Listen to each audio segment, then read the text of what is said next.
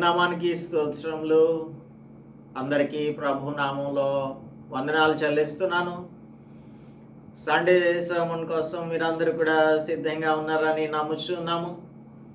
దేవుడు తన మహాకృప చొప్పున ఈ నెలలో మనలను మరి ఒక పరిశుద్ధ దినమున ఒక ప్లాట్ఫామ్ మీద చేరుకొని ఆయనను స్తుతించి ఆరాధించడానికి, ఆయన మాటలను ధ్యానించడానికి దేవుడు మనకు సమయాన్ని అనుగ్రహించారు. కాలము చాలా సంకుచితమైనదిగా ఉంటుంది. చివరి దినాలలో మనం జీవిస్తున్నాము. యేసుక్రీస్తు ప్రభు యొక్క రాకడ సమయం ఆసన్నమై ఉన్నది. మనం ప్రపంచంలోనూ చూస్తున్న పరిస్థితులను బట్టి దేవుని యొక్క రాకడ ఎంతో సమీపంగా ఉంది అని అనిపిస్తుంది. అనేకమైన సూచనలను కూడా మనము చూస్తున్నాం.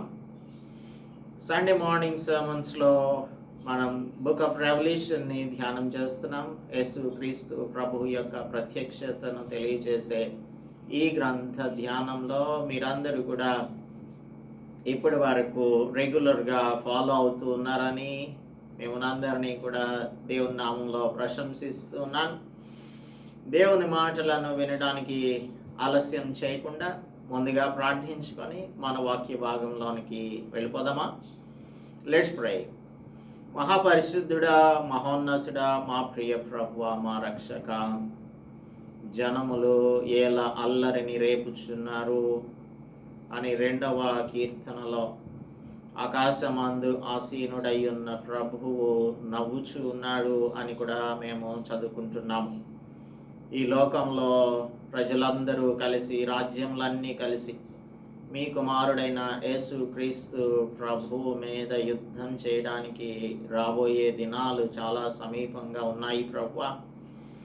అయితే వారందరినీ కూడా తన నోట నుండి వచ్చు ఖడ్గముతో హతము చేసి యేసుక్రీస్తు ప్రభువు సింహాసనముపై ప్రతిష్ఠించబడుటను చూడడానికి సమయం ఆసన్నమవుచున్నదని మేము నమ్ముచున్నాం.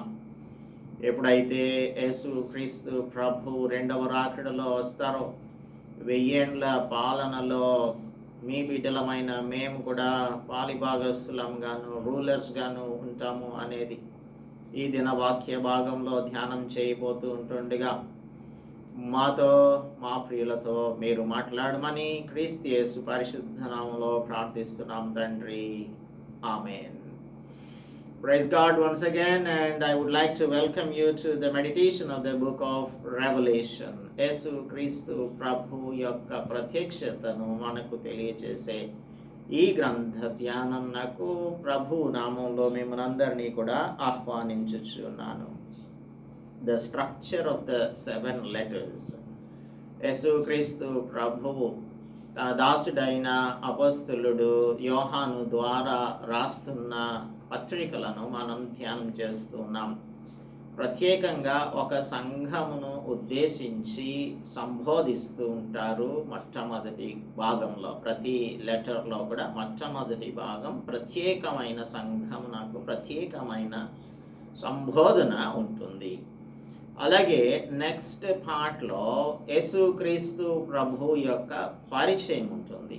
మూడవదిగా ఆ సంఘం యొక్క పరిస్థితిని గురించిన ప్రకటన, ఆ సంఘమునకు దేవుని యొక్క తీర్పు ఏంటి అనేది 4వది. 5వది ఆ సంఘమునకు దేవుడు ఏమి ఆదేశిస్తున్నారు అనేది.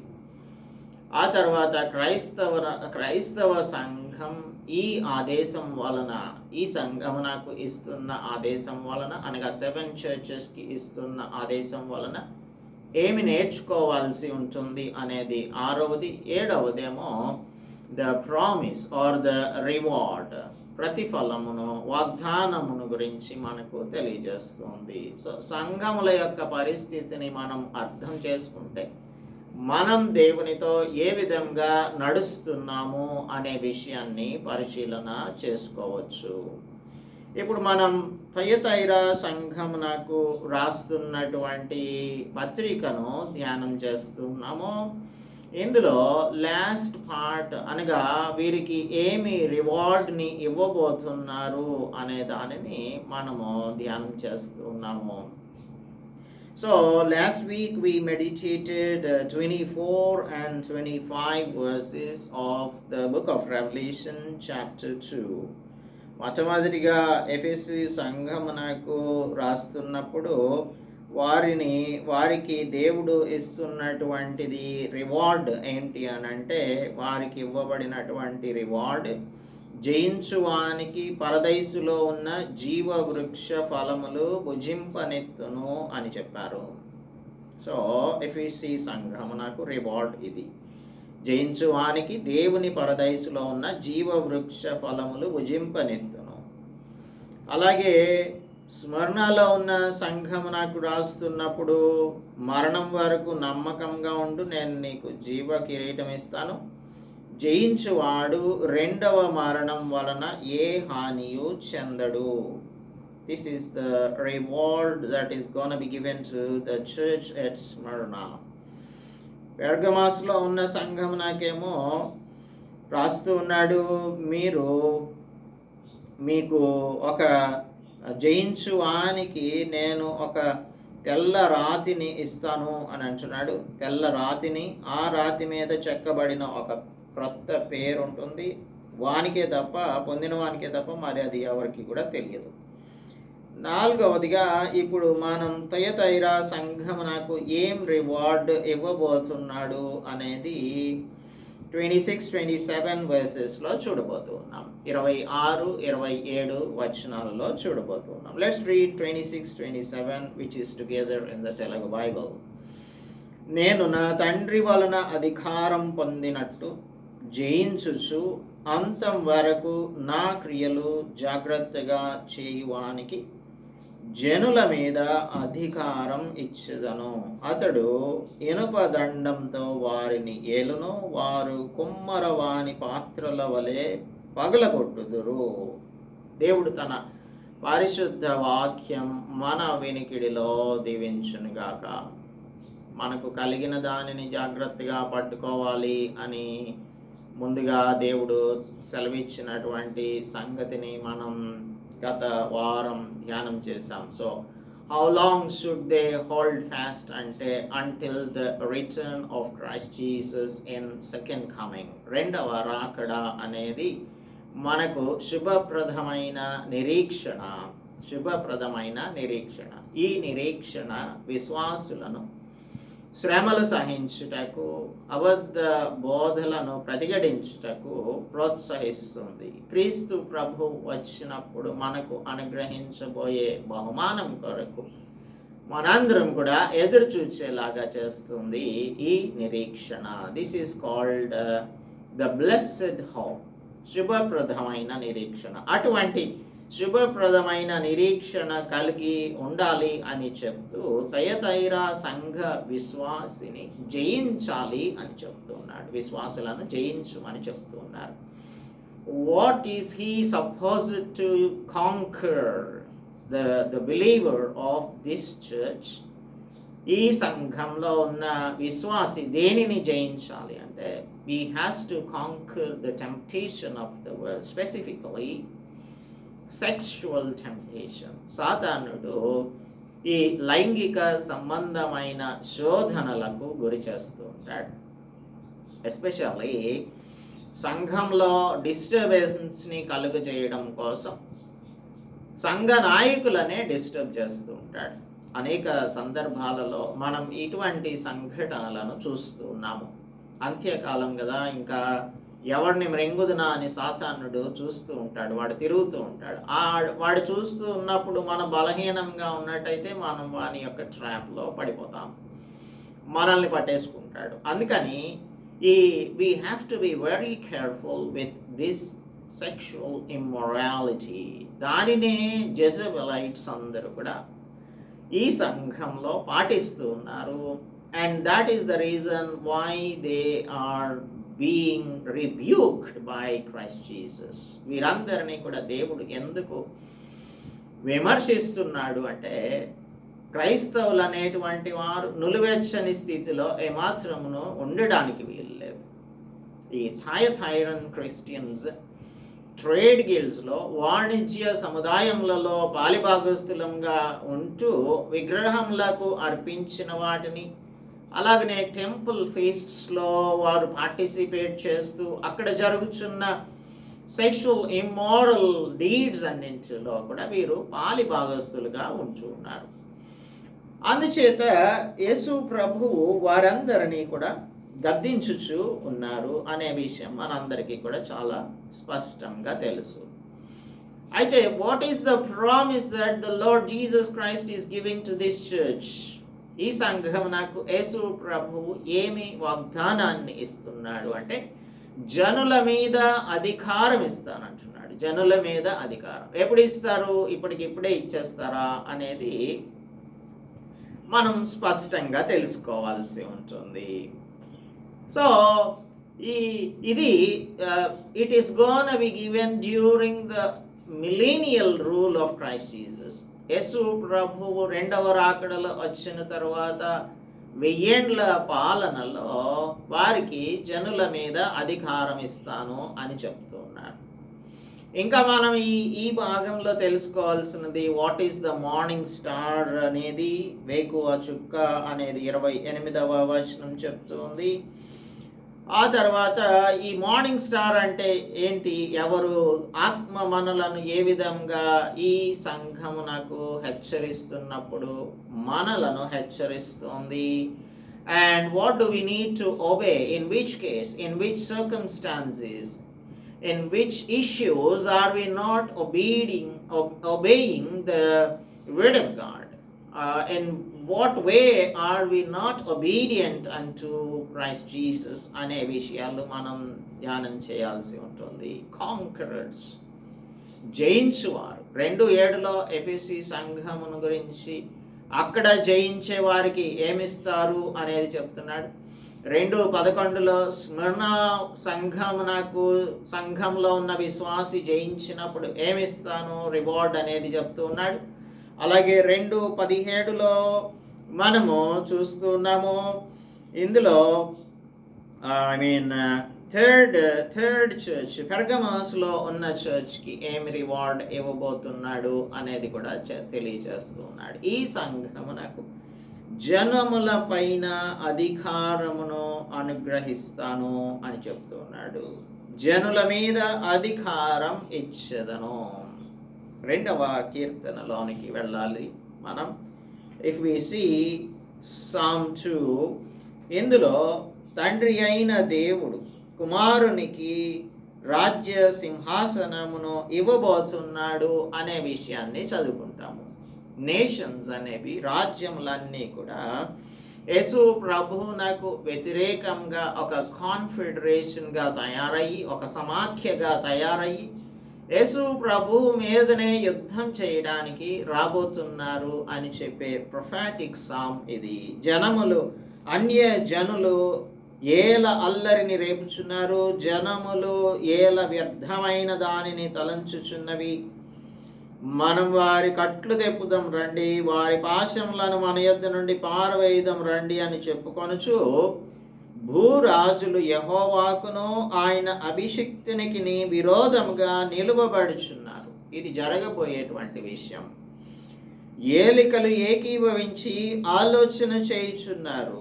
అన్ని దేశాల వారు, చాలా దేశాల వారు యేసు ప్రభువుకు వ్యతిరేకంగా ఆలోచనలు చేస్తూ ఉన్నారు. ఆకాశమందు ఆసీనుడగువాడు నవ్వుచున్నాడు. తండ్రి ఇది చూచి నవ్వుతున్నాడు. ప్రభువు వారిని చూచి అపహసించుచు ఉన్నాడు. ఆయన ఉగ్రుడై వారితో పలుకును, ప్రచండ కోపం చేత వారిని తల్లడింప చేయును. నేను నా పరిశుద్ధ పర్వతమైన సియోను మీద నా రాజును ఆసీనునిగా చేసి ఉన్నాను అని చెబుతూ ఉన్నాడు. ఎనప దండంతో నీవు వారిని నలుగగొట్టెదవు, కొండను పగలగొట్టినట్టు వారిని ముక్క చెక్కలుగా పగలగొట్టెదవు అని చెప్తూ ఉన్నాడు. ఆ తర్వాత అందరూ కూడా ఆయన యొక్క అధికారమును చూచి గడగడ వణుకుచూ ఉంటారు అనేది ఈ కీర్తన చెప్తున్నటువంటి విషయం. ఇందులో నుంచి 9వ వచనంలో ఇనపదండంతో నీవు వారిని నలగగొట్టెదవు, కుండను పగలగొట్టినట్టు వారిని ముక్క చెక్కలుగా పగలగొట్టెదవు అని ఉంది కదా. ఇప్పుడు మనం చూస్తున్నటువంటి ఈ భాగంలో కూడా 27వ వచనంలో అతడు ఇనపదండంతో వారిని ఏలును, వారు కుమ్మరవాని పాత్ర వలె పగలగొట్టబడుదురు. కుండను పగలగొట్టినట్టు ముక్క చెక్కలుగా పగలగొడతావని 9వ వచనం 2వ కీర్తన చెప్తూ ఉంటే, 2వ అధ్యాయం 27వ వచనం చెప్తూ ఉంది, వారు కుమ్మరవాని పాత్రల వలె కొట్టబడుదురు. ఇక్కడ ఇది ఒక యాప్ట్ యూసేజ్ అని మనం చెప్పొచ్చు. There were potters guilds. ఈ కుమ్మరవాని యొక్క వాణిజ్య సముదాయం కూడా ఒకటి ఉంది. వారు అక్కడ చేయించున్నటువంటి ఆ కుండలను రిఫర్ చేస్తున్నట్లుగా ఈ వాణిజ్య సముదాయములలో చేస్తున్న అపవిత్రమైన కార్యక్రమములన్నింటినీ కూడా విడిచిపెట్టవలసినటువంటి వారిగా ఉన్న థయతైరన్ క్రిస్టియన్స్ అక్కడికి వెళ్ళి ఈ పాటర్స్ గిల్డ్లో వారు అన్య దేవతల యొక్క ఆరాధనలో పార్టిసిపేట్ చేస్తూ ఉన్నారు. ఇది ఎంత మాత్రము కూడా సహించదగినటువంటి విషయం ఏమాత్రము కానే కాదు. యేసుక్రీస్తు ప్రభువు తన మీద తిరుగుబాటు చేసిన ఈ రాజులనందరినీ కూడా జయించిన తర్వాత, ఆయన జయించినప్పుడు తండ్రి అయిన దేవుడు ఏం చేస్తాడు అని అంటే, ఆయన ఉగ్రుడై ప్రచండ కోపంతో వారిని తల్లడింపజేస్తాడు. పరిశుద్ధ పర్వతమైన సియోను మీద యేసు ప్రభువును ఆసీనునిగా చేస్తాడు. అప్పుడు జరగబోయే సంగతులే ఇక్కడ మనకు కనిపిస్తూ ఉన్నాయి. మత్తయి సువార్త 25వ అధ్యాయం 31 నుంచి చూచినట్టయితే, 25వ అధ్యాయం 31 నుంచి చదువుకున్నట్టయితే, ఆయన తన మహిమతో మనుష్య కుమారుడును ఆయనతో కూడా సమస్త దూతలను వచ్చినప్పుడు ఆయన తన మహిమ గల సింహాసనం మీద ఆసీనుడయ్యుండు. అప్పుడు సమస్త జనములు ఆయన ఎదుట పోగు చేయబడుదురు. గొల్లవాడు మేకలలో నుండి గొర్రెలను వేరుపరిచినట్లు ఆయన వారిని వేరుపరిచి తన కుడి వైపున గొర్రెలను ఎడమ వైపున మేకలను నిలబెట్టును. అప్పుడు రాజు తన కుడి వైపున ఉన్న వారిని చూచి, నా తండ్రి చేత ఆశీర్వదింపబడిన వారులారా రండి, లోకం పుట్టినది మొదలుకొని మీ కొరకు సిద్ధపరచబడిన రాజ్యమును స్వతంత్రించుకొనుడి అని చెప్తూ ఉన్నాడు. అలాగా ఆయన చేయబోయేటువంటి ఈ సెపరేషన్లో దేవుని బిడ్డలైన వారందరూ కూడా they will be having the privilege of sharing the rule with Christ Jesus. So the Lord Jesus Christ is going to come onto the earth in his glory, and he is going to judge all the peoples of the nation. అందుకే తిమోతికి రాస్తున్నప్పుడు అపోస్తలుడు పౌలు 2వ పత్రిక 2:12లో చెప్తూ ఉన్నాడు, if we endure we shall reign with him. మనం సహించినట్లయితే ఆయన కూడా ఏలే వారంగా ఉంటాము అని చెప్తూ ఉన్నాడు. శిష్యులైన వారు, యేసుక్రీస్తు ప్రభువు శిష్యులైనటువంటి వారు కూడా యేసుక్రీస్తు ప్రభు యొక్క రాజ్య స్థాపన జరుగుతుంది అనే విషయాన్ని గ్రహించారు. వారు గ్రహించినప్పుడు వారిలో వారు they were having disputes. వారిలో వారు ఒకరికొకరు పోటీ పడుతూ ఉన్నారు. ఆ పోటీ ఏంటంటే 9వ అధ్యాయము మార్కు సువార్త 9వ అధ్యాయము 33వ వచనంలో వారిలో ఒక వాదన జరుగుతుంది. ఏంటి అంటే, ఎందుకు ఇది జరుగుతుంది అంటే, they were under the anticipation that Christ Jesus was gonna establish at that time the kingdom of God on this very earth. అప్పటికప్పుడే భూలోకంలో ఆయన తన రాజ్యాన్ని స్థాపిస్తాడు అని వారు అనుకుంటున్నారు కనుక వారు ఎవడు గొప్పవాడు అని మార్గమున ఒకటితో ఒకడు వాదించుకుంటూ ఉన్నారు. ఆయన ఇంట ఉన్నప్పుడు మార్గమున మీరు ఒకరితో ఒకరు దేని గురించి వాదించుచుంటిరి అని వారిని అడుగగా వారు ఊరుకుండిరి. అప్పుడు ఆయన కూర్చుండి 12 మందిని పిలిచి, ఎవడైనను మొదటి వాడై ఉండగోరిన ఎడల వాడందరిలో కడపటి వాడును, అందరికి పరిచారకుడును అయి ఉండవలెను అని వారికి తెలియచేశాడు. అంటే you have to humble your self, మిమ్మల్ని మీరు తగ్గించుకోవాలి, పరిచారకులుగా ఉండాలి. అప్పుడు you should not think in a selfish manner, selfish ambitions కాదు.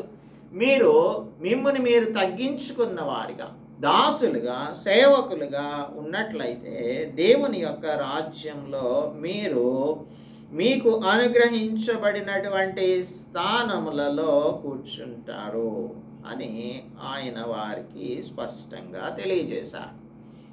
They were thinking that the Lord Jesus was gonna establish his kingdom right then. అప్పటికప్పుడే ఆయన ఏర్పరచబోతున్నారు అనే విషయాన్ని వారు ఆలోచన చేస్తూ ఉన్నారు. అందుకని వారి యొక్క ఆలోచన ప్రకారంగా ఒక వాదనలోనికి వెళ్ళారు. కానీ యేసు ప్రభు చెప్తున్న విషయము, ఇప్పుడు ఈ థయతైరా సంఘం నాకు చెప్తున్న విషయం కూడా ఒకటే. ఏంటి అని అంటే, మిమ్మల్ని మీరు జాగ్రత్తగా కాపాడుకోండి అని, జాగ్రత్తగా నా క్రియలు చేయాలి, అంతం వరకు జయించుచు అధికారం పొందినట్లు, తండ్రి నుండి అధికారం పొందినట్లు జయించుచు అంతం వరకు నా క్రియలు జాగ్రత్తగా చేయువానికి జనుల మీద అధికారం ఇస్తాను అని చెప్తూ ఉన్నాడు. అందుచేత when Jesus Christ will rule the nations with a rod of iron, he will dash them into pieces like a potter's wheel అనేది ఆయన ఇక్కడ చెప్తూ ఉన్నాడు. సో యాప్ట్గా అక్కడ ట్రేడ్ గిల్డ్లో, పాటర్స్ గిల్డ్లో పార్టిసిపేట్ చేస్తున్నటువంటి వారి నుంచి మిమ్మల్ని మీరు ప్రత్యేకపరచుకోవాలి అని ఈ శేష సంఘం నాకు అనగా ఎవరైతే ప్రత్యేకించబడినటువంటి వారిగా ఈ జెజబెల్ యొక్క బోధను అంగీకరించినటువంటి వారిగా ఉన్నారో ఆ ప్రత్యేకమైన వారు, లేదంటే కడమ వారైన వారితో యేసు ప్రభువు చెప్తూ ఉన్నాడు. So the clay of the potter అని ఇక్కడ రిఫర్ చేయబడుతూ ఉంది. అనగా కుమ్మరి వాణి యొద్ద ఉన్నటువంటి మట్టి. లెట్ us see ఇర్మియా గ్రంథం చూద్దాం. ఇర్మియా గ్రంథం 18వ అధ్యాయం చూసినట్టయితే 18వ అధ్యాయం 1వ వచనంలో ఇక్కడ ఇర్మియాకు ప్రత్యక్షమయ్యారు యెహోవా దేవుడు. యెహోవా యొద్ద నుండి ఇర్మియాకు ప్రత్యక్షమైన వాక్కు, నీవు లేచి కుమ్మరి ఇంటికి పోము, అక్కడ నా మాటలను నీకు తెలియజేతును. నేను కుమ్మరి ఇంటికి వెళ్ళగా వాడు తన సారె మీద పని చేయుచుండెను. కుమ్మరి జిగటి మంటితో చేయుచున్న కుండ వాని చేతిలో నుండి విడిపోగా ఆ జిగట మన్ను మరలా తీసుకొని కుమ్మరి తనకు యుక్తమైనట్టుగా దానితో మరి ఒక కుండను చేశాను. అంటే ఈ క్లే విడిపోతూ ఉన్నప్పుడు దానిని మరలా తీసుకొని మరి ఒక కుండగా చేశాడు అని చెప్తూ ఉన్నాడు. అంతటి యెహోవా వాక్కు చెప్తూ ఉంది, ఇశ్రాయేలీయులారా, ఈ కుమ్మరి మంటికి చేసినట్లు మీకు చేయలేనా? అంటే వారిని సరిచేసి మరి ఒక పాత్రగా చేయలేడా? జిగటి మన్ను కుమ్మరి చేతిలో ఉన్నట్టుగా ఇశ్రాయేలీయులారా మీరు నా చేతిలో ఉన్నారు. దాన్ని పెళ్ళగించుననియు విరగగొట్టుదుననియు నశింపజేయుదుననియు ఏదో ఒక జనమును గూర్చి కానీ రాజ్యమును గూర్చి కానీ నేను చెప్పి ఉండగా, ఏ జనమును గూర్చి నేను చెప్పిదునో ఆ జనము చెడుతనము చేయుట మానిన ఎడల నేను వారికి చేయ ఉద్దేశించిన కీడును గూర్చి సంతాపపడుదును.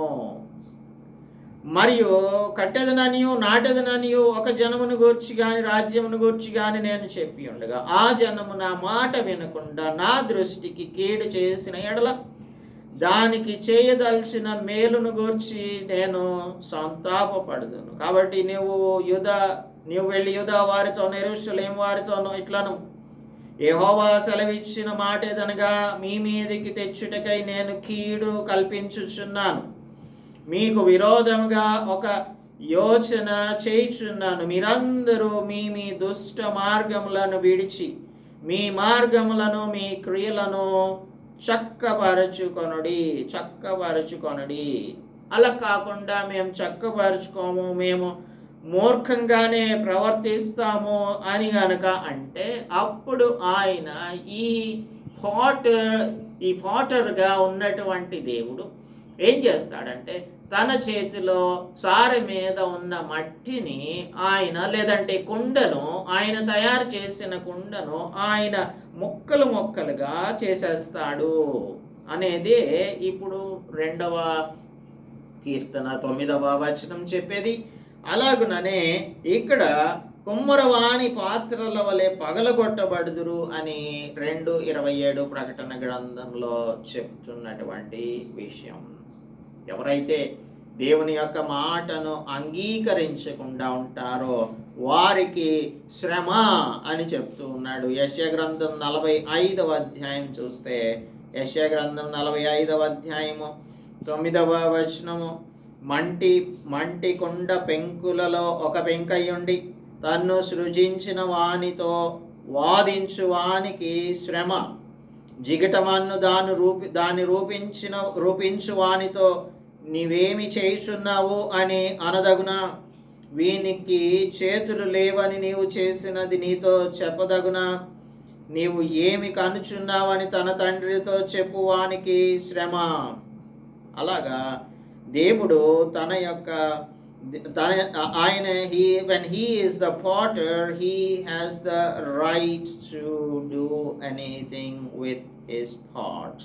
ఆయన యొక్క వెసల్స్ తో ఆయన ఏదైనా చేయగలడు. ఎదిరించేటువంటి వారికి శ్రమ కలుగుతుంది. So to the one who quarrels with the maker.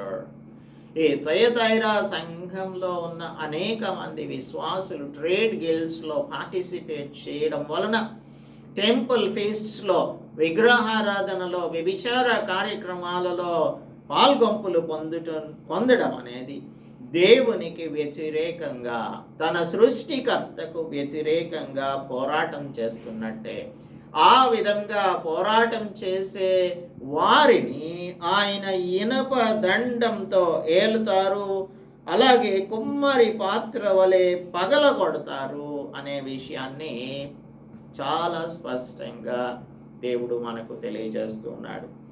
ప్రకటన గ్రంథంలోనే 19వ అధ్యాయంలో చూసినట్టయితే 15వ వచనం చెప్తుంది, ఆ జనములను కొట్టుటకై ఆయన నోట నుండి వాడిగల ఖడ్గము బయలుదేరుచున్నది. ఆయన ఇనప దండంతో వారిని ఏలును. ఆయనే సర్వాధికారియగు దేవుని తీక్షమైన ఉగ్రత అను మద్యపు తొట్టిని త్రొక్కును. రాజులకు రాజును, ప్రభువులకు ప్రభువును అను నామం ఆయన వస్త్రం మీదను తొడ మీదను వ్రాయబడి ఉన్నది. సో జనములను కొట్టుటకై ఆయన నోట నుండి వాడిగల ఖడ్గం బయలు పెడలుచున్నది. ఈ ఖడ్గం వచ్చి ప్రతి ఒక్కరిని కూడా తుత్తునియలుగా చేస్తుంది. Father will grant authority to the Son, Christ Jesus, and Christ Jesus will delegate his authority to his faithful followers. This is the divine chain of authority. దీనిని మనం divine chain of authority అని చెప్తాము. So if you are faithful, ఈ కడమ వారైన వారు, లేదంటే మనం కడమవారిగా ఉంటున్నప్పుడు మనం చేయవలసినది ఏమిటి అంటే, మన క్రియలను జాగ్రత్తగా అంతం వరకు కొనసాగించే వారంగా ఉండాలి. ఇటువంటి జెజబెలైట్స్ అనేక మంది వస్తూ ఉంటారు, జెజబెల్ ఫాలోవర్స్ అనేక మంది ఉంటూ ఉంటారు. మనం మాత్రం దేవుని యొక్క అనుచరులముగా, దేవుని యొక్క బిడ్డలముగా ఈ లోకంలో జీవించచ్చు, సాతాను యొక్క అంధకార సంబంధమైన క్రియలను జయించేవారిగా ఉండాలి. 28వ వచనం చెప్తుంది, మరియు అతనికి వేకువ చుక్కను ఇచ్చెదను. Morning star is the indicator of the approaching dawn. ఉదయం రాబోతుంది అని చెప్పడానికి ముందుగా సాదృశ్యంగా ఈ మార్నింగ్ స్టార్ వస్తుంది, వేకువ చుక్క వస్తుంది. It indicates that the long lasting night is almost over, and soon the sun is gonna come, the sun is gonna shine upon us, dispelling all the darkness. చీకటిని పటాపంచలు చేసి ఆయన యొక్క వెలుగు ప్రకాశించబోతుంది అని చెప్పేటువంటిదే ఈ మార్నింగ్ స్టార్.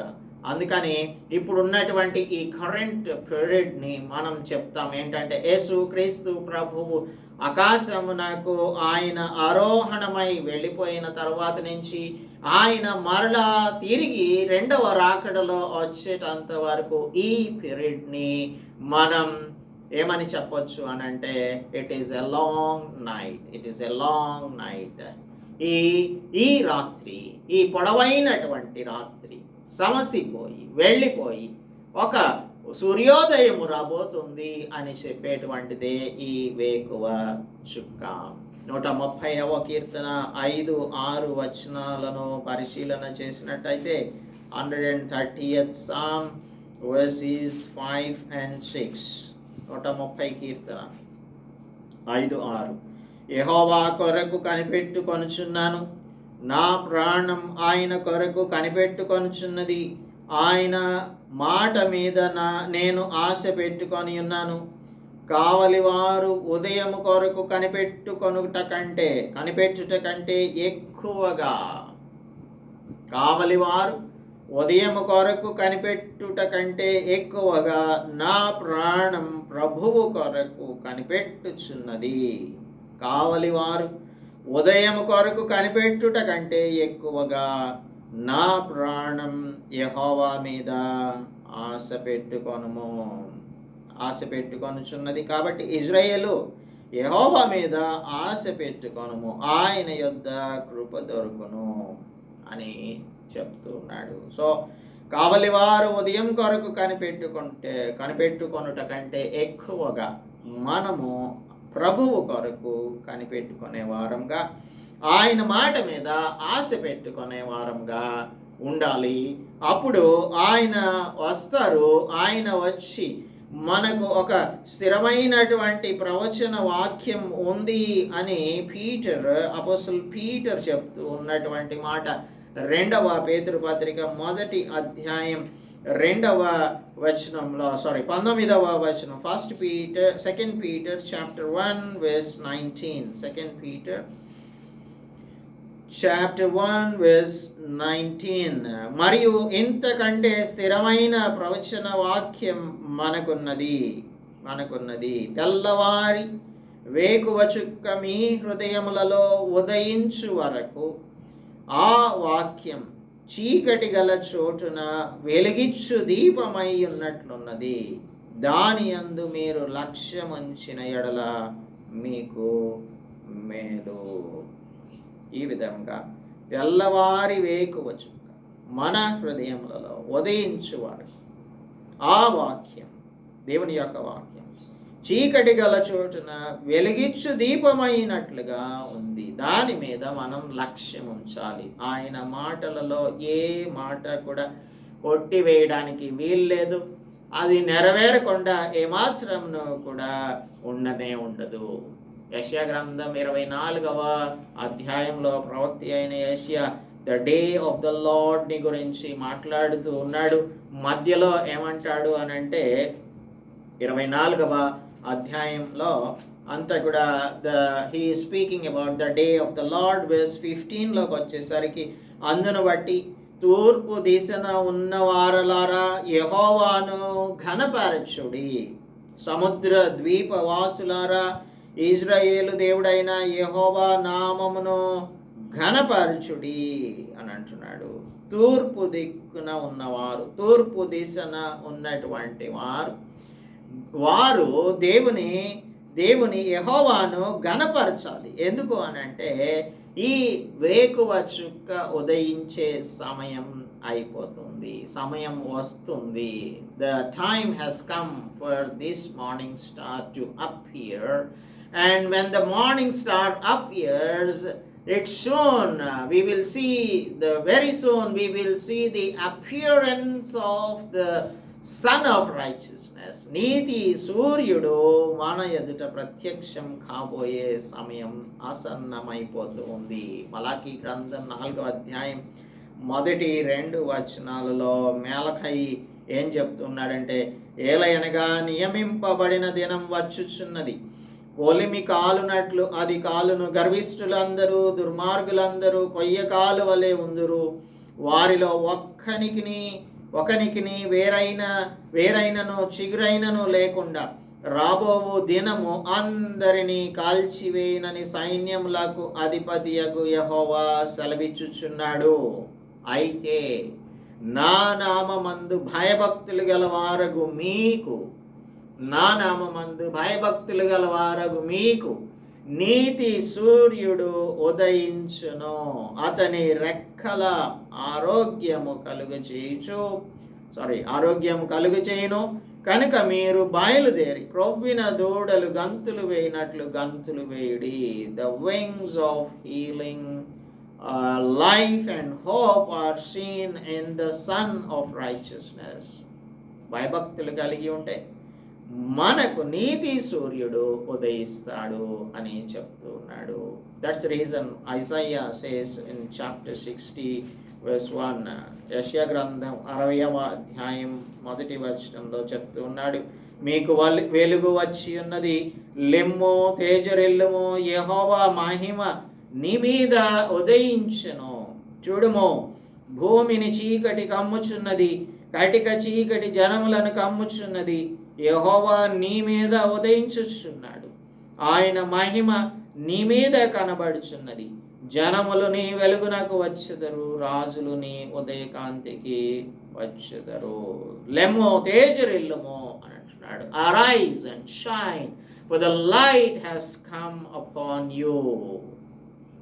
మనం అనుకుంటాం ఈ బిలాము ప్రవక్త ఒక దొంగ ప్రవక్త అని అనుకుంటాము. అయితే అటువంటి బిలాము ప్రవక్త నోట నుంచే యేసు ప్రభువు వేగు చుక్క అనే విషయాన్ని చెప్పించాడు. చూడండి, నంబర్స్ చాప్టర్ 24 verse 17లో, ఆయనను చూచుచున్నాను గాని ప్రస్తుతం ఉన్నట్లు కాదు, ఆయనను చూచుచున్నాను గాని సమీపమున ఉన్నట్టు కాదు, నక్షత్రము యాకోబులో ఉదయించును. This is the morning star, వేకువ చుక్క. నక్షత్రము యాకోబులో ఉదయించును, రాజదండము ఇజ్రాయేలులో నుండి లేచును, అది మోయేబు ప్రాంతములను కొట్టును, కలహ వీరులందరినీ నాశనము చేయును. యాకోబు సంతానమున ఏలిక పుట్టును, అతడు పట్టణంలోని శేషమును నశింపచేయును. This is the prophecy about Christ Jesus. నక్షత్రం యాకోబులో నుంచి ఉదయించును అని అంటున్నాడే. This is the morning star that is being referred to in the book of Revelation chapter 7 verse 28. మరియు అతనికి వేకువ చుక్కను ఇచ్చెదను. This is the promise. సంఘములతో ఆత్మ చెప్పుచున్న మాటలు చెవి గలవాడు వినుగాక. సంఘములతో ఆత్మ చెప్పుచున్న మాటలు చెవి గలవాడు వినుగాక. So here the Spirit is challenging us here to what the Holy Spirit tells you. నేను చెప్తున్న విషయాలు నీవు గ్రహించు అని చెప్తున్నాడు. Jesus wants all the churches to understand the message. To read and understand the message he is sending through Apostle John. కాబట్టి ఈ 7 సంఘముల యొక్క విశ్వాసులందరూ కూడా ఆయన మాటలను వినాలి అని చెప్తున్నాడు. Only the faithful remnant would hear and obey unto the Holy Spirit saying. పరిశుద్ధాత్ముడు చెప్పుచున్న సంగతులు ఓన్లీ రెమ్నెంట్స్, కడమవారు, శేషించిన వారు మాత్రమే, ఏర్పరచబడిన వారు మాత్రమే వింటారు, విధేయత చూపించుతారు. యేసు ప్రభువు మత్తయి సువార్త 7వ అధ్యాయంలో 2 రకాల వినువారిని గురించి చెప్తూ ఉన్నాడు.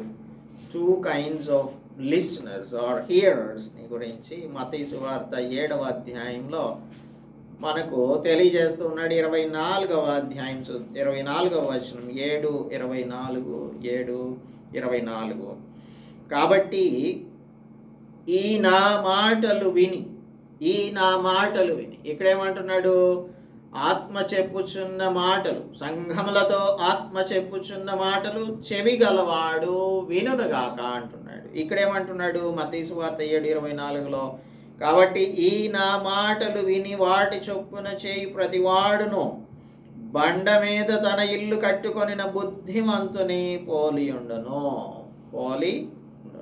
వానలు కురుస్తాయి, వరదలు వస్తాయి, గాలి విసురుతుంది, మన ఇంటి మీద కొడుతుంది, కానీ దాని పునాది బండ మీద వేయబడిన కనుక అది పడలేదు. తయతైరా సంఘంలో కడమవారు, శేషించిన వారు ఏ విధంగా ఉన్నారో అటువంటి వారే వినేవారు. ఆయన మాటలను వినువారు ఈ విధంగానే ఉంటారు. ఆయన మాటలు వినేవారు ఆయన మాటల చొప్పున చేసేవారిగా ఉంటారు. ఆయన మాటల చొప్పున చేసేవారు బండ మీద తన ఇల్లు కట్టుకొనిన బుద్ధిమంతులుగా ఉంటారు. జెజబెల్ స్పిరిట్ వచ్చినా, ఏహబ్ స్పిరిట్ వచ్చినా, ఇంకే స్పిరిట్ వచ్చినా, మనలను మోసగించే ఆత్మలు వచ్చినా ఇవేమి కూడా మనలను తాకలేవు. ఎందుకనంటే మన పునాది బండ మీద వేయబడింది. అటువంటి విశ్వాసులంగా, బండ మీద ఇల్లు కట్టుకొనిన విశ్వాసులంగా, బుద్ధివంతులంగా జీవించాలి అని దేవుడి ఉదయకాలమందు హెచ్చరిస్తూ ఉన్నాడు. అయితే ఈ నా మాటలు విని వాడి చొప్పున చేయని ప్రతివాడు ఇసుక మీద తన ఇల్లు కట్టుకొనిన బుద్ధిహీనుని పోలి ఉంటాడు.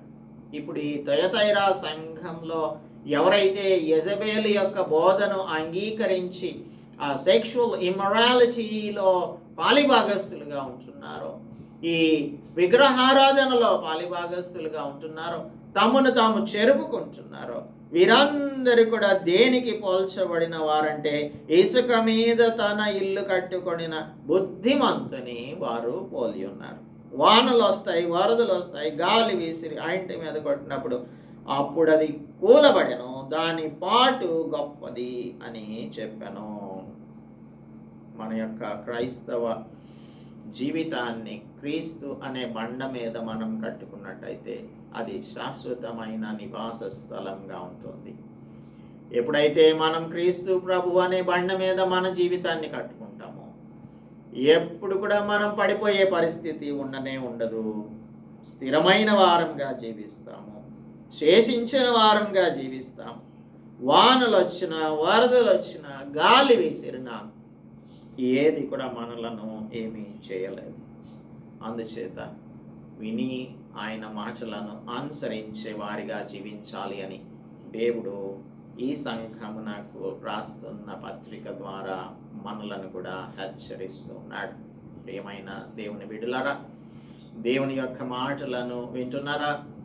జాగ్రత్తగా వింటున్నారా? వాటిని గ్రహించగలుగుతూ ఉన్నారా? వాటిని మన జీవితంలో అన్వయించుకోవడం ఎలాగూ అనే దానిని అర్థం చేసుకుంటున్నారా?